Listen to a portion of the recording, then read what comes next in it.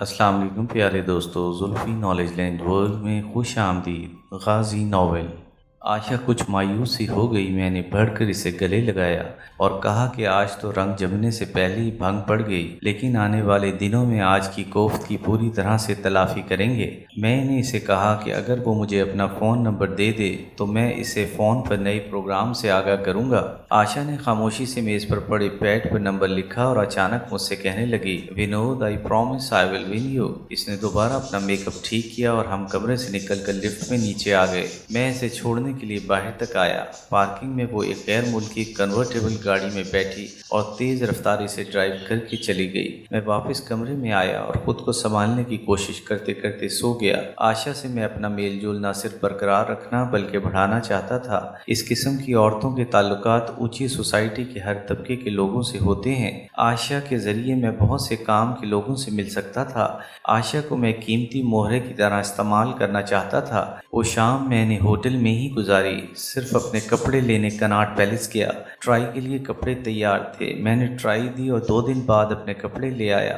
اب میں پوری طرح سے اس اونچی سوسائٹی میں داخل ہونے کے لیے تیار تھا جس میں سینئر سول اور فوجی افسران کی بہتات تھی۔ ادھر میرے ساتھی بھی بیکار نہیں بیٹھے تھے۔ انہوں نے آرمی ہیڈ کوارٹر کے جن سول افسروں اور کلرکوں کے گھر اور دفتر میں ان کی پوزیشن کا پتہ لگایا تھا، ان کے گھریلو حالات، گھر میں رہنے والے افراد خصوصاً بچوں اور جوان بچیوں اور غیر شادی شدہ بہنوں کے متعلق بھی معلومات حاصل کیں۔ یہ تمام معلومات انہوں نے مجھے دیں اور میں نے اپنی ڈائری میں کوڈ ورڈز میں نوٹ کر لیں۔ یہ معلومات ہمارے لیے بہت کارآمد ثابت ہو سکتی تھی۔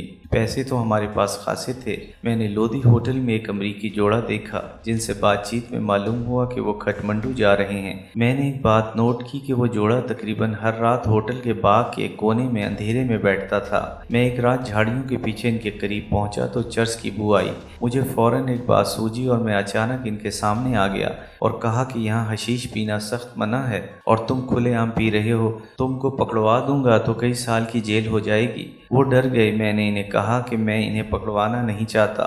میری نظر ان کے رولر فلیکس کیمرے پر تھی۔ میں نے انہیں کہا کہ یہ کیمرہ میں خریدنا چاہتا ہوں لیکن اپنی قیمت پر۔ بولو اب کیا صلاح ہے؟ وہ اتنے خوفزدہ تھے کہ فوراً مان گئے۔ میں نے انہیں اسی وقت لے کر ریسیپشن پر آیا۔ وہ عورت کمرے سے اپنا کیمرہ لے آئی اور میں نے 600 روپے کی عوض ان کا کیمرہ خرید لیا اور فرنٹ آفس مینیجر اور کیشیئر کے رسید پر دستخط لے لیے تاکہ بعد میں وہ شور نہ مچا سکیں۔ وہ تو کچھ ایسے ڈرے کہ دوسرے دن ہی ہوٹل سے چیک آؤٹ ہو گئے۔ میں نے کیمرہ اپنے نمبر 2 یعنی ٹرانسمیٹر آپریٹر کو دیا اور کہا کہ اس کیمرے سے آرمی ہیڈ کوارٹر کے سول ملازمین جن کا وہ تعاقب کر چکے ہیں ان کی تصویریں اتارے اور ان کے گھر کے افراد کی تصویریں بھی بنائے اور گھر والوں کے نام معلوم کرے اور تصویروں کے پیچھے ان کے نام انگلش میں لکھ دے اور ان کے متعلق جو مزید معلومات حاصل کریں وہ مجھے لکھ کر دیں۔ علاوہ ازیں ہیڈ کوارٹرز کے صفائی کرنے والے خاکروبوں کا بھی پیچھا کریں اور ان کے گھروں کے ایڈریس اور نام وغیرہ معلوم کریں اور ان کی بھی تصویریں حاصل کریں۔ بھارت میں شودر یعنی ہریجن صفائی کا کام ہزاروں برس سے کرتے آئے ہیں۔ آزادی کے بعد ان کا خیال تھا کہ شاید اب ذات پات کی تمیز ختم ہو جائے گی، لیکن ہوا اس کے الٹ۔ انگریزوں کے راج میں اونچی ذات کے ہندو ان نیچی ذات والوں پر اتنا ظلم کر سکتے تھے، لیکن آزادی ملنے کے بعد تو انہیں ہر طرح کی آزادی مل گئی۔ شودر کو ہریجن کا نام تو دے دیا گیا لیکن ہر گاؤں میں باقی گاؤں سے الگ نہیں رہنے کی جگہ دی گئی اور ایک سرخ جھنڈا ان کو اپنی بستی پر لازماً لہرانے کا حکم دیا گیا۔ ان کے کنویں اور مندر تک الگ ہیں اور کوئی ہریجن اونچی ذات کے ہندوؤں کے کنووں سے نہ تو پانی پی سکتا ہے اور نہ ہی ان کے مندروں میں جا سکتا ہے۔ اس صورتحال کو ہریجن زیادہ عرصے تک برداشت نہ کر سکے اور ہریجن مرد ڈاکوؤں کے علاوہ پھولن دیوی جیسی درجنوں ڈاکوؤں کی ٹولیاں بنی جنہوں نے اونچی ذات کے ہندوؤں سے اپنی ذلت کا خوب بدلہ لیا۔ ہندو اب ہریجنوں پر بہت کم اعتبار کرتے ہیں۔ صفائی کرنے والے ہریجنوں کے علاوہ عیسائی بھی ہیں۔ بھارتی افواج میں صفائی کے لیے عیسائی رکھے جاتے ہیں اور میرے منصوبے کے مطابق مجھے انہی صفائی کرنے والوں سے بہت کام لینا تھا، اس لیے میں ان کے متعلق تمام ممکنہ معلومات حاصل کرنا چاہتا تھا۔ میں نے اپنے چاروں ساتھیوں کو اس کام پر لگا دیا۔ اس دوران مجھے عائشہ کے 2-3 فون آئے اور میں نے اسے فون پر اپنی تڑپ اور محبت کا کچھ ایسا یقین دلایا کہ اس کی آتش شوق کچھ اور بھڑک اٹھی۔ میں نے اسے کہا کہ میری چائے کی بہت بڑی کھیپ بمبئی پہنچ چکی ہے۔ بمبئی کی مونسون اور نمی میں وہ چائے زیادہ دیر تک وہاں سٹور نہیں کی جا سکتی اور میں اسے علاقے میں بیچنے کے لیے کوشش کر رہا ہوں، اس لیے اس سے نہ مل سکا اور مزید چند روز مصروف رہوں گا۔ ایک روز میں دوپہر سے ذرا پہلے سروسز کلب چلا گیا۔ وہاں ریسیپشن میں بورڈ پر وہاں رہائش پذیر افسروں کے نام اور رینک لکھے ہوئے تھے۔ میں نے جلدی وہ نام اور رینک نوٹ کی اور کلب سیکرٹری کے کمرے میں چلا گیا اور لکھے ہوئے ناموں میں سے ایک کرنل کا پوچھا۔ اس نے جواب دیا کہ اس وقت وہ ڈیوٹی پر گئے ہوئے ہیں اور شام کو 7 بجے کے بعد مل سکیں گے۔ میں نے اس کا شکریہ ادا کیا اور کہا کہ میں نے کرنل صاحب کو پہلے سے نہیں دیکھا، ایک دوست کے ریفرنس سے ملنا چاہتا ہوں۔ سیکرٹری نے کہا کہ شام کو وہ بھی یہیں ہوگا اور مجھے کرنل کے پاس لے جائے گا، اور اسی شام اچھی طرح ڈریس اپ ہو کر میں سروسز کلب نئی دہلی پہنچ گیا۔ سیکرٹری اپنے دفتر میں موجود تھا۔ میں کلب کے لان میں ٹہلنے لگا۔ کلب میں ممبروں کی آمد شروع ہو چکی تھی۔ ٹہلنے کے دوران میں ان پر نظر رکھ رہا تھا۔ سول اور یونیفارم میں کچھ جوان آفیسرز لان میں ایک الگ گروپ بنائے کھڑے تھے، جبکہ ان سے کچھ فاصلے پر ادھیڑ عمر ٹاپ براس کا اپنا الگ گروپ تھا۔ میں نے دیکھا کہ ان سے بالکل علیحدہ لان کے دوسرے کونے کے قریب ایک بڑی موچھوں والا ادھیڑ عمر شخص ایک کرسی پر بیٹھا ہے۔ سامنے میز پر اعلیٰ غیر ملکی وسکی اور برف کا باؤل اور میز کی دوسری جانب ایک خالی کرسی پڑی ہے۔ محض تجسس کی وجہ سے میں ٹہلتا اس کی طرف گیا۔ وہ آہستہ شراب کی چسکیاں لے رہا تھا۔ اس کے پیچھے ذرا فاصلے پر ایک شخص جو صورت سے بیٹمین لگتا تھا مؤدب طریقے سے کھڑا تھا۔ میں اس سے کچھ ہی فاصلے پر کھڑا ہو گیا اور ادھر ادھر اچٹتی نگاہوں سے دیکھنے لگا۔ کبھی کبھی اس کی طرف بھی دھیمے مسکراتے ہوئے دیکھتا اور کبھی اپنی گھڑی پر وقت دیکھنے لگتا۔ میں ظاہر کر رہا تھا جیسے مجھے کسی کا انتظار ہو۔ اس کا انداز دیکھ کر مجھے جنرل ریٹائرڈ گل حسن یاد آ گئے، جو دوران سروس بھی راولپنڈی میں ہمیشہ فلیش مین ہوٹل میں رہتے تھے اور سر شام ہی لان میں اپنی محفل سجاتے تھے، اور کراچی میں بریگیڈیئر ریٹائرڈ نصیر الدین ہمایوں جو KDA کے سابق چیئرمین کراچی جیم خانہ میں سب سے الگ تھلگ اسی طرح شام گزارتے تھے۔ یہاں ایک بات شاید قارئین کی دلچسپی کا باعث ہو کہ جنرل گل حسن نے ہی صدر جنرل یحییٰ خان کا استعفیٰ لیا تھا اور بھٹو صاحب کو چیف مارشل ایڈمنسٹریٹر اور صدر بنایا تھا، اور صرف 6 ہفتے فوج کا سربراہ رہنے کے بعد صدر سے اختلاف کی وجہ سے انہیں اس عہدے سے ہٹا دیا گیا۔ میں سوچنے لگا کہ شاید یہ مونچھوں والا بھی مجرد زندگی گزار رہا ہے اور میرا یہ قیاس 100% درست نکلا۔ چند ہی منٹ گزرے ہوں گے کہ جب اس نے مجھے مخاطب کیا اور اپنے پاس آنے کو کہا۔ اس کی آواز کے روب اور دبدبے سے میں نے اندازہ لگایا کہ وہ بریگیڈیئر سے کم رینک کا نہیں ہے۔ میں اس کے قریب گیا تو اس نے کہا، Are you waiting for someone? Are you from armed forces? کیا تم کسی کا انتظار کر رہے ہو؟ کیا تم مسلح افواج میں ہو؟ میں نے اسے کہا کہ جناب آپ نے آدھا درست کہا ہے، میں ایک صاحب کے انتظار میں ہوں، لیکن میں سویلین ہوں۔ وہ سر تپا ایک فوجی تھا۔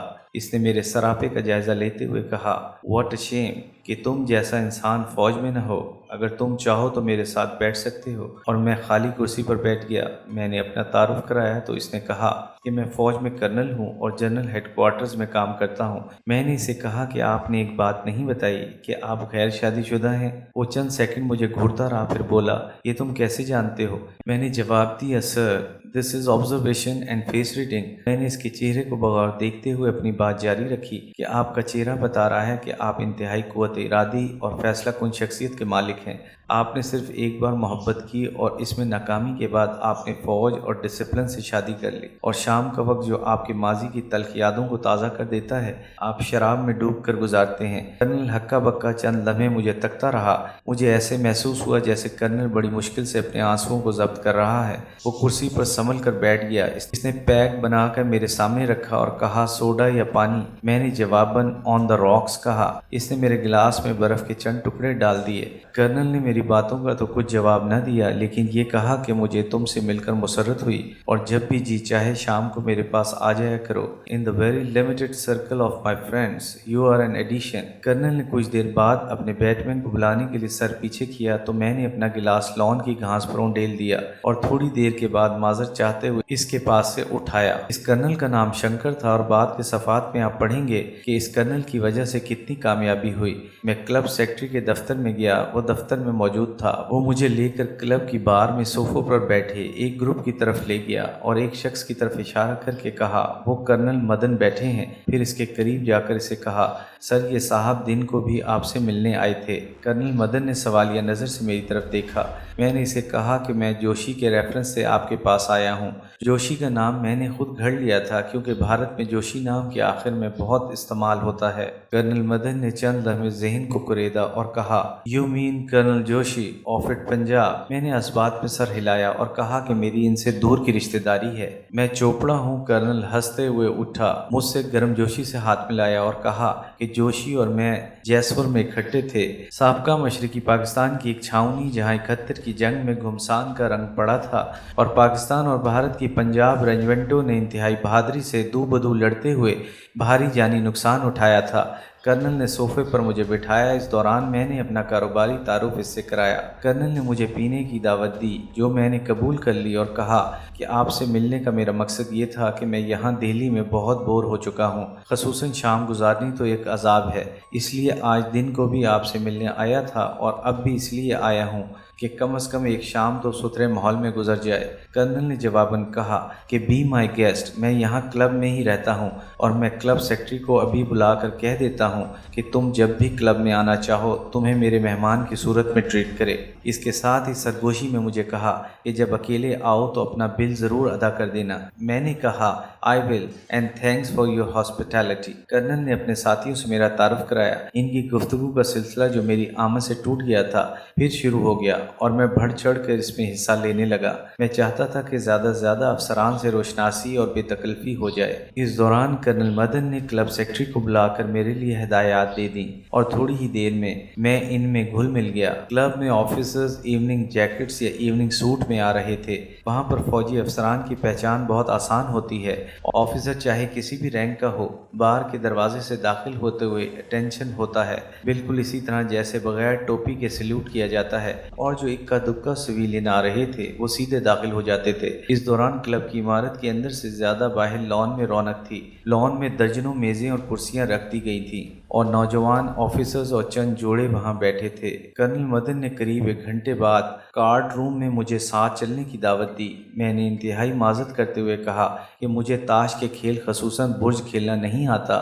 کرنل کے ہمراہ اس کے 2-3 ساتھی بھی اٹھ کھڑے ہوئے۔ یہ سب میجر اور لیفٹیننٹ کرنل تھے جو باقی بیٹھے رہے۔ میں نے تھوڑی دیر بعد ان سے اجازت لی اور لان میں چلا آیا۔ ٹریننگ کے دوران مجھے بتایا گیا تھا کہ کیپٹن اور نئے میجر تک کے افسران بہت محتاط ہوتے ہیں۔ ہائی براس یعنی میجر سے اوپر کے افسران زیادہ احتیاط نہیں کرتے۔ اگر ان ہائی براس سے میل جول ہو جائے تو پھر نوجوان افسر بھی سینئرز کے ساتھ ملنے جلنے پر شک نہیں کرتے۔ میں کچھ دیر لان میں ایک کونے سے دوسرے کونے تک گلاس ہاتھ میں پکڑے ٹہلتا رہا اور پھر واپس اپنے ہوٹل چلا آیا۔ دہلی میں برسات کا آغاز ہو چکا تھا۔ آسمان پر گہرے بادل چھائے ہوئے تھے۔ تھوڑی دیر بعد ہی بوندا باندی شروع ہو گئی اور پھر گھٹا یوں ٹوٹ کر برسی کی ہر طرف جل تھل ہو گئی۔ یہاں میں قارئین کی خدمت میں کچھ عرض کرنا چاہتا ہوں۔ ہم 5 افراد جو پاکستان سے مشن کی تکمیل کے لیے بھارت آئے تھے کوئی غیر معمولی انسان نہ تھے۔ یہ تو ہمارا جذبہ تھا جس کے تحت ہم نے اس خطرناک کام کو سر انجام دینے کا بیڑا اٹھایا تھا اور خود کو والنٹیئر کیا تھا۔